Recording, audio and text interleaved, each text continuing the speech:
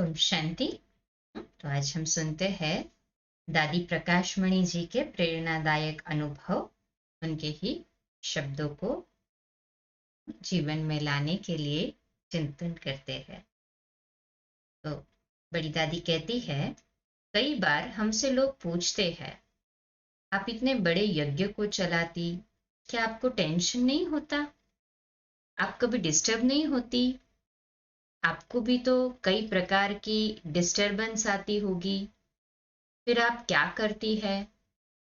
तो दादी जी कहती है, मैंने अपने जीवन में 5 संकल्प पक्के रखे हैं, जिस कारण मैं कभी अपने आप को न डिस्टर्ब करती हूँ न होने देती हूँ। ये 5 धारणाएं मैं नित अपने सामने रखती हूँ। ध्यान से सुनेंगे इन 5 धारणाओं को, इन्हें हमें भी प्रैक्टिकल में लाना है। पहली, बाबा मेरा साथी है। मैं बाबा को सदा साथ रखती हूँ।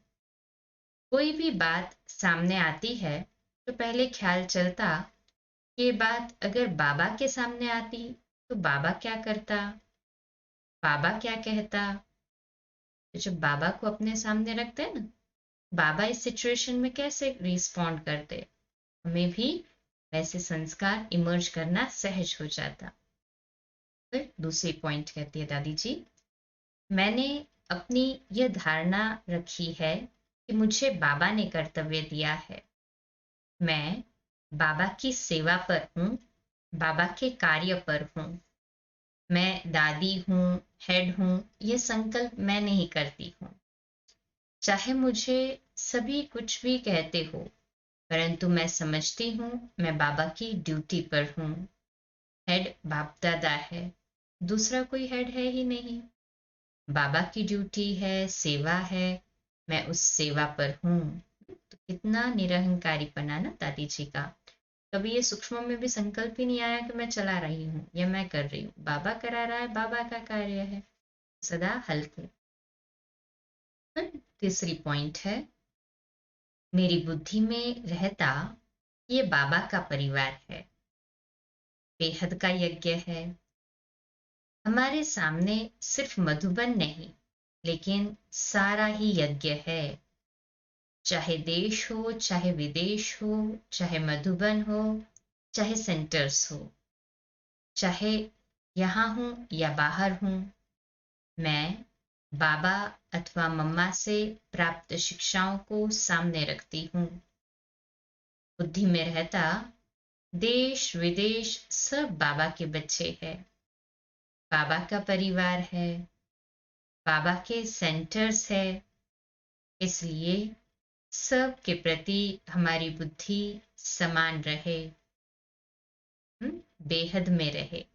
ये मेरा सेंटर है, ये आपका सेंटर है, ये भी तो हद की बात हो गई ना। हमें इन सब से ऊपर बेहद में उठना है। बस बाबा मेरा है और मैं बाबा का हूँ, तो बाबा का हर एक बच्चा मेरा परिवार हो गया, और बाबा का हर एक सेंटर भी मेरा हो गया। तो ये बेहद की बुद्धि रहे। मधुबन तो है ही अपना, सारा ही परिवार अपना है। इसलिए मैं समझू मैं मधुबन की हूँ, नहीं, सारा यज्ञ मधुबन है, सारा मधुबन हमारे साथ है। इसलिए बुद्धि में रहता कि सर्व को अपना बाबा, अपना मधुबन याद रहे। मधुबन है बाबा की चरित्र भूमि, कर्तव्य भूमि, प्यारी अलौकिक भूमि। यह भूमि सबको याद रहे। तो है ना सभी की मधुबन अलौकिक भूमि, कर्तव्य भूमि, है ना सभी मधुबन वासी। मन से तो सभी मधुबन वासी, बाबा ने जहां कहीं भी भेजा है, समझना वो सेवा के लिए वहां भेजा है।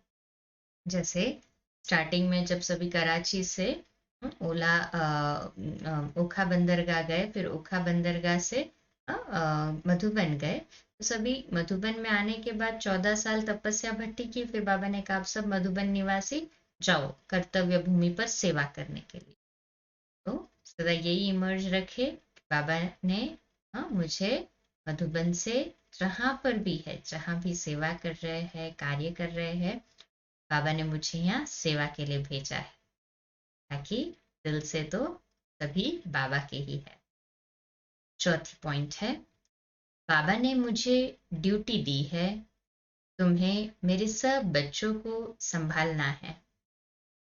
तो मैं समझती हूँ बाबा ने जब मुझे ये ड्यूटी दी है तो संभालने के साथ साथ मुझे सबके साथ चलना भी है, चलाना भी है। मुझे सबके साथ निभाना भी है, मुझे सबका समाना भी है। चलना, देखो क्या 3 चीजें गई, 5 चीजें गई। चलना है, दूसरा चलाना है, तीसरा संभालना है, चौथा निभाना है और 5वां समाना है।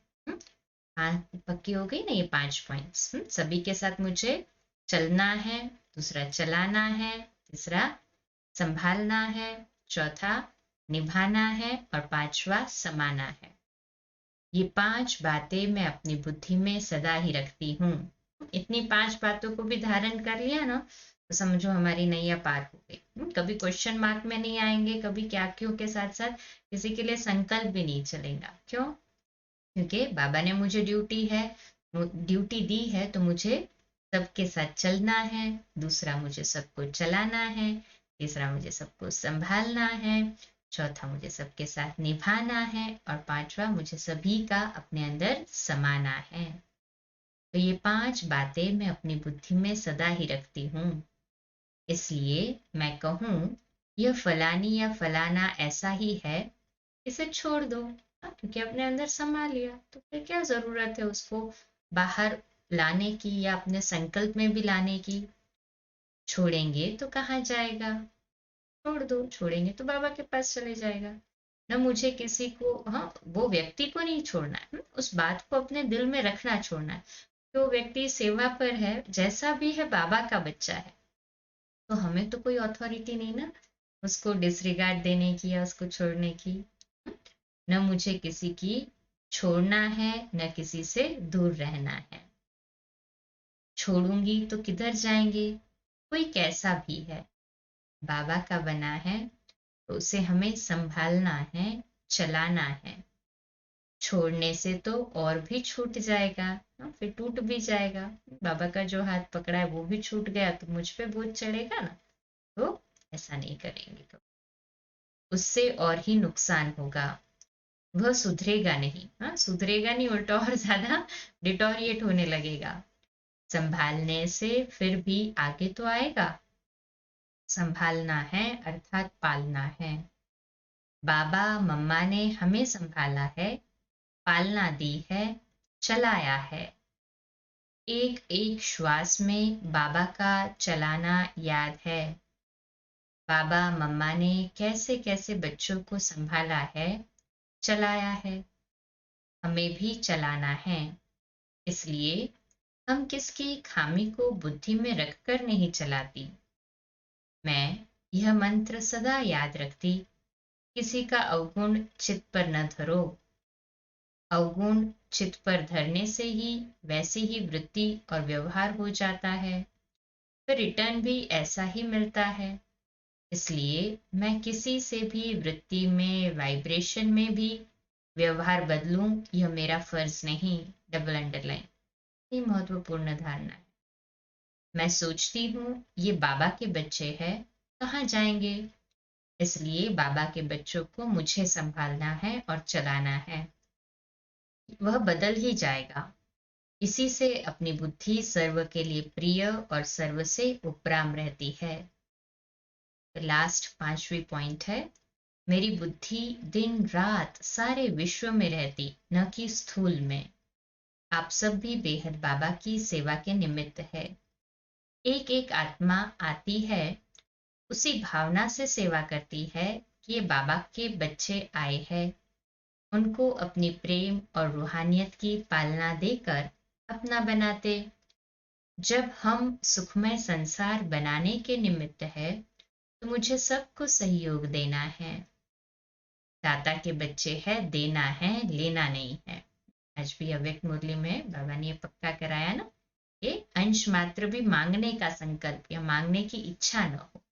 सभी दाता के बच्चे देवता है ना, देने वाले है ना। कहे हाँ जी बाबा, मेरी बुद्धि में रहता है मैं सबको सहयोग दूं, जो जितना जैसा मेरे से चाहता है मैं उसे दूं, चाहे बड़ा हो या छोटा। मैं सदैव सोचती हूँ कि मुझे सहयोग देना ही है। अगर मैं सहयोग नहीं दूंगी तो वो कहाँ जाएगा। इसी से ये धारणा रहती कि सर्व मेरे से संतुष्ट रहे। सर्व की संतुष्टता ही हमारे लिए दुआएं हैं। अगर आप दुआओं का पात्र बनना चाहते हो तो सर्व को संतुष्ट करो, परंतु कई स्वयं को ही संतुष्ट करने में रहते। इससे दूसरे को संतुष्ट करने का व्यवहार बदल जाता। खुद की इतनी लिस्ट लंबी चौड़ी होगी तो दूसरों का क्या देखेंगे। बुद्धि में रहे हमें सबको संतुष्ट करना है। संतुष्टता की दुआएं सबसे लेनी है। यह धारणा इतनी मीठी होती, हाँ, जो अपनी बुद्धि निश्चिंत रहती। अगर कोई संतुष्ट नहीं होता तो बुद्धि में आता यह संतुष्ट नहीं, किस तरह ये भी संतुष्ट हो। संतुष्टता ही उदारता है।